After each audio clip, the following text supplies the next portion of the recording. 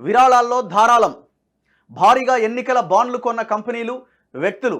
మొత్తం విరాళాలు 11,671 కోట్లు. ఒక కంపెనీ ఒక పార్టీకి ఎందుకు విరాళం ఇస్తుంది? ఒక్కసారి ఆలోచించండి. విరాళం ఎందుకు ఇస్తుంది?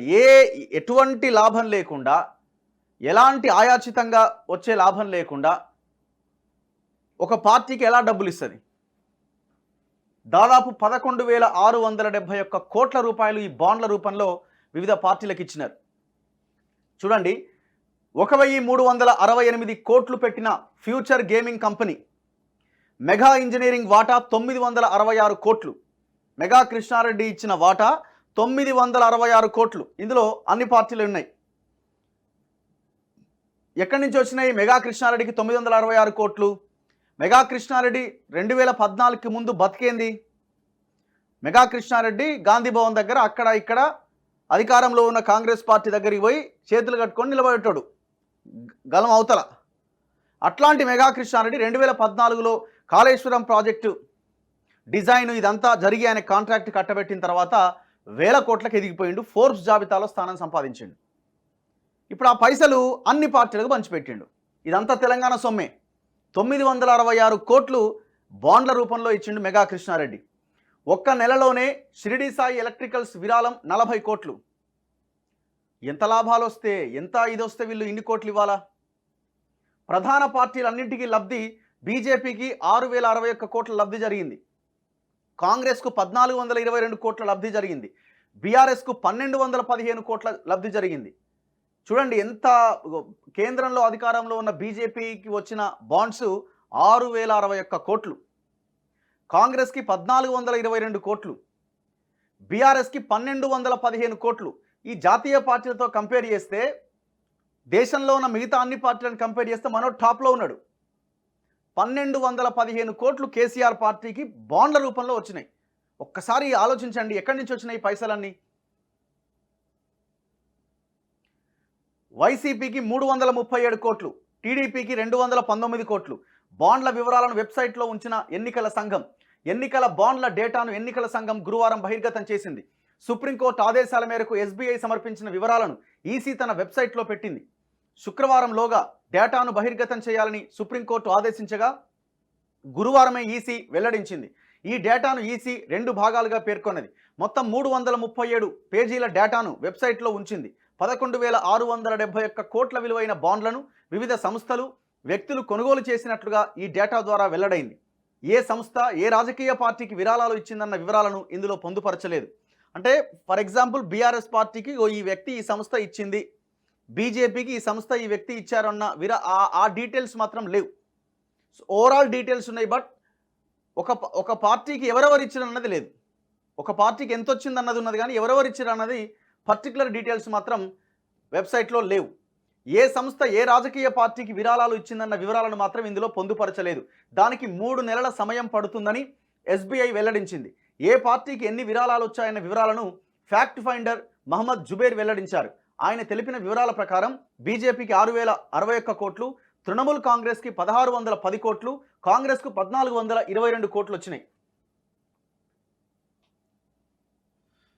బాండ్లను కొనుగోలు చేసిన కంపెనీల్లో స్టీల్ పారిశ్రామిక దిగ్గజం లక్ష్మీ మిట్టల్ నుంచి billionaire Sunil Bharti Mittal, Anil Agarwal, ITC Mahindra and Mahindra, contract సంస్థ మెగా ఇంజనీరింగ్, షిరిడి సాయి ఎలక్ట్రికల్స్, అంతగా పేరులేని future gaming and hotel services కంపెనీలు ఉన్నాయి. మరోవైపు ఎన్నికల బాండ్లపైన శుక్రవారం ఎన్నికల సంఘం దరఖాస్తుపై సుప్రీంకోర్టు విచారణ చేయబోతున్నది. 2022 మార్చి నుంచి ఈడీ దర్యాప్తు జరుపుతున్న ఫ్యూచర్ గేమింగ్ కంపెనీ అత్యధికంగా 1,368 కోట్ల విలువైన ఎన్నికల బాండ్లను కొనుగోలు చేసింది. అంటే వాడి మీద ఈడీ రైట్ జరుగుతూ ఉన్నాయి. మరి వాడు ఎవరికి ఇచ్చినట్టు? ఆ డీటెయిల్స్ 3 నెలల్లో ఇస్తాం అని చెప్తున్నది ఎస్బీఐ. ఇప్పుడు వాడి మీద ఈడీ రైట్స్ జరుగుతున్నాయి. వాడు అసలు ఆ కంపెనీ మీద పెద్ద ఎత్తున ఆరోపణలు ఉన్నాయి. 2022 మార్చి అంటే ఎంత? ఒక సంవత్సరంన్నరలో 2 సంవత్సరాలు అటు ఇటుగా దగ్గర 1,368 కోట్ల విలువైన బాండ్స్ పార్టీలకు ఇచ్చిండు. ముంబైకి చెందిన క్విక్ సప్లై చైన్ సంస్థ 410 కోట్ల విలువైన బాండ్లను కొనుగోలు చేసింది. అనిల్ అగర్వాల్కు చెందిన వేదాంత 400 కోట్ల బాండ్లు కొనుగోలు చేసింది. హల్దియా ఎనర్జీ సంస్థ 377 కోట్ల విలువైన బాండ్లను కొనుగోలు చేసింది. గాజియాబాద్ కేంద్రంగా పనిచేసే యశోదా సూపర్ స్పెషాలిటీ హాస్పిటల్ 162 కోట్ల విలువైన బాండ్లు కొనుగోలు చేసింది. ఎక్కడి నుంచి వచ్చినాయి? యశోదా ఆసుపత్రికి శవాలకు ట్రీట్మెంట్ చేస్తే వానికి డబ్బులు వచ్చినాయి. డెంగ్యూతో పేషెంట్లు పోతే రోజుకి 3-4 లక్షల రూపాయలు వేసి బాగా జనాన్ని మొత్తం పీల్చి పిప్పి వేసి జనం రక్తం తాగితే అన్ని డబ్బులు వచ్చినాయి. సమాధానం చెప్పాలి ఇప్పుడు. కంటెంప్ట్ కేసులు, ఈ కేసులు, ఆ కేసులు వేసి మాలాంటి వాళ్ళని ఇబ్బంది పెడుతున్నారు కదా మీరు. సమాధానం చెప్పాలి వీళ్ళు. రేవంత్ రెడ్డి గారికి ఒక చిన్న రిక్వెస్ట్. మీరు యశోద ఆసుపత్రి కరోనా కాలంలో గవర్నమెంట్ డిపార్ట్మెంట్స్ నుంచి కేసీఆర్ ఉన్న కాలంలో ఎన్ని బిల్లులు క్లెయిమ్ చేశారు యశోద ఆసుపత్రి నుంచి ఉద్యోగులు? ఒక్కొక్క బిల్లు 3 సార్లు వసూలు చేసుకున్నట్టుగా క్లెయిమ్ చేసుకున్నట్టుగా వార్తలు వస్తున్నాయి. ఇది వాస్తవమా కాదా ఏంటి అన్నది తేల్చాలా అన్ని డిపార్ట్మెంట్స్. సో చాలా దుర్మార్గంగా మీకు మళ్ళీ ఎట్లా చెప్తారు వీళ్ళు? యశోద ఆసుపత్రికి పోతేనే మేము క్లెయిమ్ చేస్తామని బెదిరించినారు ఉద్యోగులని. అట్లా కరోనా టైంలో యశోద ఆసుపత్రిలో జాయిన్ అయిన వాళ్ళకి 2 నుంచి 3 సార్లు ఒకే కేసు క్లెయిమ్ చేసుకున్నారట. ఇది వాస్తవమా కాదా తేల్చాలి. అందుకే రేవంత్ రెడ్డి గారు కరోనా టైంలో యశోద ఆసుపత్రి గవర్నమెంట్ క్లెయిమ్ చేసిన, గవర్నమెంట్ ఇష్యూ చేసిన బిల్లులు ఏవైతే ఉన్నాయో వాటి మీద విచారణ జరిపించాలి. లేకపోతే ఎక్కడి నుంచి వస్తాయండి 162 కోట్ల విలువైన బాండ్లు? ఎట్లా ఇస్తాడు పార్టీలకి? ఒక హాస్పిటల్ అండి అది. హాస్పిటల్ లాభాపేక్ష లేకుండా నడవాల్సింది. స్టీల్ టైకూన్ లక్ష్మీ మిట్టల్ తన సొంత డబ్బు 35 కోట్లతో బాండ్లు కొన్నారు. దీంతో పాటు ఆయన కంపెనీలు మరో 247 కోట్ల విలువైన బాండ్లు కొన్నాయి. ఎస్ఐల్ మైనింగ్ అండ్ ఇండస్ట్రీస్ లిమిటెడ్ విరాళం 224 కోట్లు, వెస్టర్న్ యూపీ పవర్ ట్రాన్స్మిషన్ 220 కోట్లు, కెవెంచర్ ఫుడ్ పార్క్ ఇన్ఫ్రా లిమిటెడ్ 194 కోట్లు, మదన్ లాల్ లిమిటెడ్ 185 కోట్లు, డిఎల్ఎఫ్ గ్రూప్ 170 కోట్లు, Jindal steel and power limited 123 కోట్లు, బిర్లా కార్బన్ ఇండియా 105 కోట్లు, రుంగ్తా సన్స్ 100 కోట్లు, కిరణ్ మజుందార్ షా, వరుణ్ గుప్తా, బీకే గోయంకా, జైనేంద్ర షా, మోనికా వ్యక్తిగతంగా బాండ్లను కొన్నారు. బజాజ్ ఆటో 18 కోట్లు, బజాజ్ ఫైనాన్స్ 20 కోట్లు, ఇండిగో సంస్థలు 36 కోట్లు, స్పైస్ జెట్ 65 లక్షల బాండ్లు కొన్నాయి. ఇండిగో సంస్థకు చెందిన రాహుల్ భాటియా 20 కోట్ల బాండ్లు కొన్నాడు. 10 లక్షల విలువైన బాండ్లను 4620 మంది, ₹1,00,000 విలువైన బాండ్లను 2228 మంది కొనుగోలు చేశారు. మెగా ఇంజనీరింగ్ భారీ విరాళం. తెలుగు రాష్ట్రాల్లో పేరు పొందిన mega engineering and infrastructure limited సంస్థ రాజకీయ పార్టీలకు 966 కోట్ల విరాళం ఇచ్చింది. 2019 ఏప్రిల్ 12 నుంచి ఇప్పటి వరకు ఆ సంస్థ ₹1 కోటి విలువైన 966 బాండ్లు కొనుగోలు చేసినట్లు కేంద్ర ఎన్నికల సంఘం గురువారం విడుదల చేసిన జాబితా ద్వారా వెల్లడైంది. షిరిడి సాయి ఎలక్ట్రికల్స్ లిమిటెడ్ ఈ ఏడాది జనవరి 11వ తేదీన ఒక్కరోజే ₹1 కోటి విలువైన 40 బాండ్లు కొనుగోలు చేసి 40 కోట్ల విరాళం ఇచ్చింది. ఎక్కడి నుంచి వచ్చింది మెగా కృష్ణారెడ్డికి డబ్బంతా? టోటల్ ఇదంతా కాళేశ్వరం సొమ్మే. ఇంత దుర్మార్గానికి పాల్పడిన ఈ దుర్మార్గుని ఇంకా కాపాడే ప్రయత్నం చేస్తున్న పార్టీలు, including all parties, Congress, BJP and BRS అందరూ. అరే మీరు విచారణ చేయమంటే ఓన్లీ మేడిగడ్డ, సుందిల్లా, అన్నారం. మరి సంవత్సరం క్రితం మునిగిపోయిన అన్నారం ఏది మన మేడిగడ్డ పంప్ హౌజుల గురించి ఎందుకు మాట్లాడరు? దాని మీద విచారణ అక్కర్లేదా? ఎవరి వాటా ఎంత? డాక్టర్ రెడ్డీస్ ల్యాబొరేటరీస్ లిమిటెడ్ 80 కోట్లు, నాట్కో ఫార్మా 70 కోట్లు. ఈ నాట్కో ఫార్మా వీళ్ళంతా మొత్తం ఒక పర్యావరణ విధ్వంసమే. ఎక్కడ? ఈ షాద్నగర్ ఏరియాలో. రెడ్డీస్ ల్యాబొరేటరీస్, ఎన్సీసీ లిమిటెడ్ 60 కోట్లు, హెటిరో గ్రూప్ 60 కోట్లు. తెలవదా హెటిరో ఎవరిదో? రక్తం దాగిర్రు ఈ ఫార్మా కరోనా టైంలో. నవయుగ ఇంజనీరింగ్ కంపెనీ లిమిటెడ్ 55 కోట్లు. వీళ్ళై ఉన్నాయి, చాలా కాంట్రాక్టులు ఉన్నాయి తెలంగాణలో. దివీస్ ల్యాబొరేటరీస్ లిమిటెడ్ 55 కోట్లు, అరబిందో ఫార్మా లిమిటెడ్ 50 కోట్లు. అరబిందో ఇలా ఈ భూమి ఇచ్చిందానికి అరబిందోనా హెటిరోనా? సాయి సింధు ఫౌండేషన్ వాడు 15 ఎకరాల భూమి కేటాయించిండు. 50 కోట్లని 100 కోట్లు ఇస్తాడు, 500 కోట్లని ఇస్తాడు. 15 ఎకరాలు ఇంటూ 100 కోట్లు వేసుకోండి. ఎందుకంటే ఆ పక్కనే 100 కోట్లకు పోయింది కదా, 50 కోట్లు వేసుకోండి. 750,000 కోట్ల రూపాయల విలువైన స్థలాన్ని 15 ఎకరాలు ఇచ్చి పడేసిండు కేసీఆర్. హైకోర్టు రద్దు చేయమన్నది. ఈ గవర్నమెంట్ రద్దు చేసినట్టే చేసి మళ్ళీ దాన్ని వాల్యూ పెంచి మళ్ళీ ఇచ్చింది. ఎంత వాల్యూ పెంచినారు? గవర్నమెంట్కి ఏమన్నా 750,000 కోట్లు వచ్చినాయా? వాడు ఏం చేస్తాడు? అక్కడ భూమి తీసుకుంటాడు. ఇది పర్ఫెక్ట్ ఎగ్జాంపుల్. అక్కడ భూమి తీసుకుంటాడు, అందులో ఎంతో కొంత ఆ పార్టీకి ఇచ్చేస్తాడు, అయిపోయా. ఎవడి సొమ్ము ఇదంతా ఎక్కడ పోతున్నది? అసలు ఈ పార్టీలకు ఇంత పెద్ద ఎత్తున నిధులు దేనికి అవసరం చెప్పండి? వీళ్ళు ప్రజాసేవ చేయడానికా, లేకపోతే మొత్తం జనాన్ని పీల్చి పిప్పి చేసే కంపెనీల ద్వారా బాండ్లు తీసుకొని బాండ్ల రూపంలో పార్టీలని నడుపుకోవడానికా? ఇట్లా అన్నీ ఇగో రిత్విక్స్ ప్రాజెక్ట్స్ ప్రైవేట్ లిమిటెడ్ 45 కోట్లు, గ్రీన్కో 35 కోట్లు, వీళ్ళది కూడా ఉంది scam. Aparna farms and estate సంస్థ 30 కోట్లు, NSL SEZ Hyderabad private limited 29 కోట్లు, కల్పతరు ప్రాజెక్ట్స్ ఇంటర్నేషనల్ లిమిటెడ్ 26.50 కోట్లు, My Home infrastructure private limited 25 కోట్లు. ఎక్కడి నుంచి వచ్చింది అంతా? 25 కోట్ల విరాళం ఇచ్చిండు రామేశ్వరరావు పార్టీలకి. ఇదంతా అన్ని పార్టీలే ఉంటాయి. రాజపుష్ప ఎమ్మెల్సీ ఉన్నాడు, ఇప్పుడు గతంలో సిద్దిపేట కలెక్టర్గా చేసిండు. కేసీఆర్ కాల్మొక్కిండు కదా కలెక్టర్గా ఉండి. వెంకట్రామిరెడ్డి రాజపుష్ప ఆయనదే 25 కోట్లు. ఏపీఎల్ హెల్త్ కేర్ లిమిటెడ్ 10 కోట్లు, నారా కన్స్ట్రక్షన్స్ 10 కోట్లు, భారత్ బయోటెక్ ఇంటర్నేషనల్ లిమిటెడ్ 10 కోట్లు, సోమశిల సోలార్ పవర్ లిమిటెడ్ 7 కోట్లు, శ్రీ చైతన్య స్టూడెంట్స్ మేనేజ్మెంట్ 6 కోట్లు. ఇది ఎడ్యుకేషనల్ ఇన్స్టిట్యూషన్స్కి ఎక్కడి నుంచి వస్తాయి పైసలు? జనము తల్లిదండ్రుల రక్తం దాగి ఇగో ఇట్లా పార్టీలకి విరాళాలు ఇస్తున్నారు. సుధాకర్ కంచర్ల 5 కోట్లు, కేసీఆర్ ఎంటర్ప్రైజెస్ ఎల్ఎల్పి 5 కోట్లు, iLabs Hyderabad technology centre private limited 5 కోట్లు.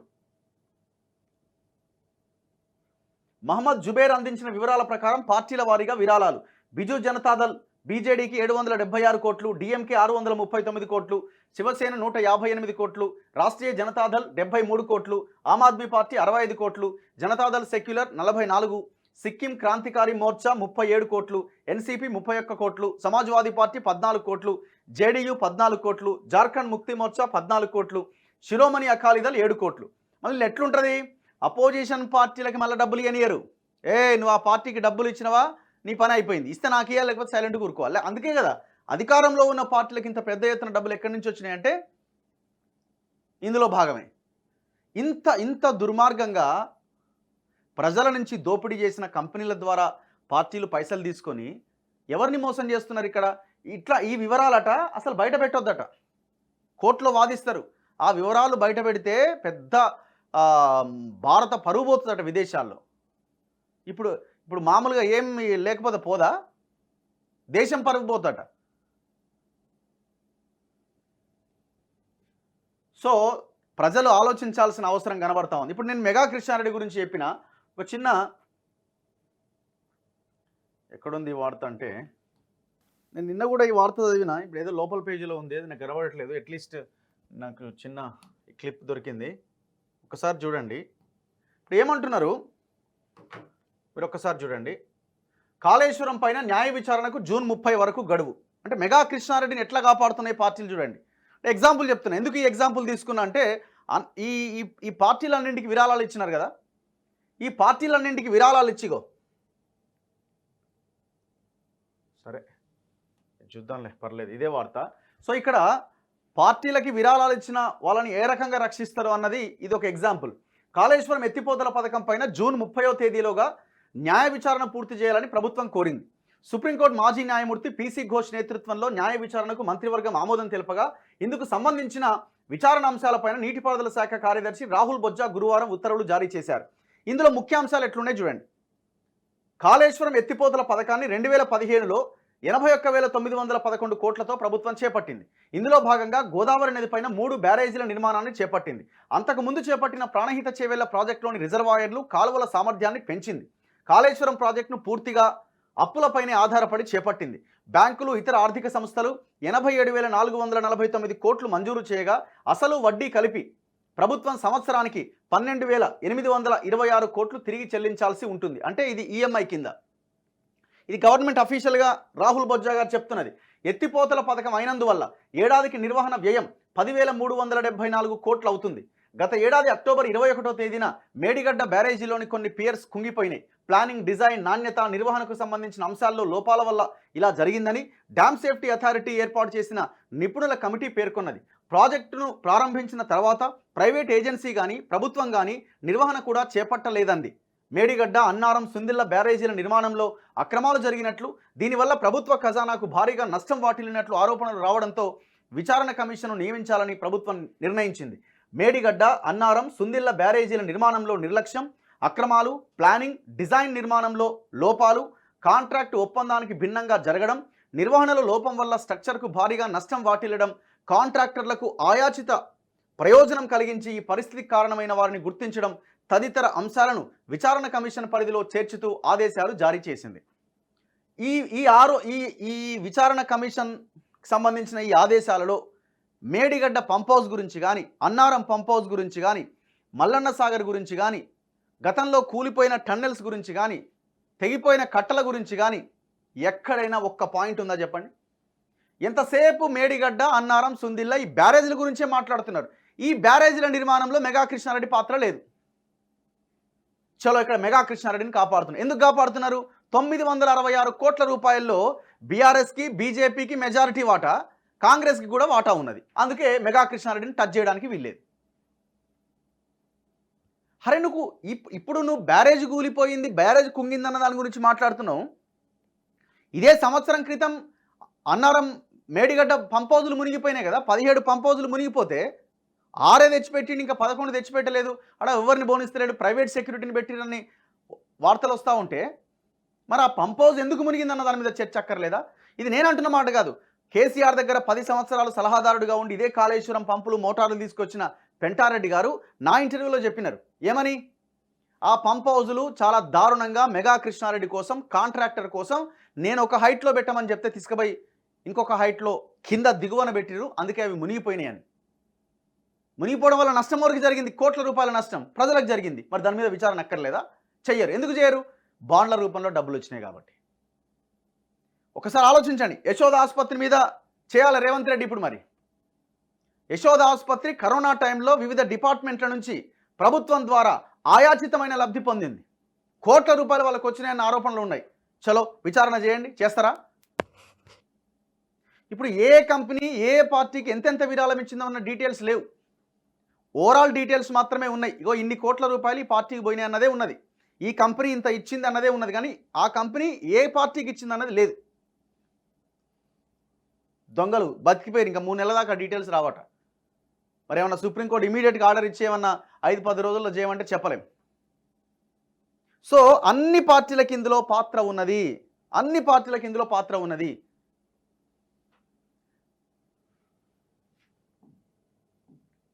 సో దీని గురించి మనం డీటెయిల్డ్గా మాట్లాడాలి. మిగతా పేపర్స్లో కూడా ఈ వార్తను రాశారు. సో అక్కడ కూడా మనం డిస్కస్ చేసే ప్రయత్నం చేద్దాం. చలో నెక్స్ట్ మిగతా వార్తల్లో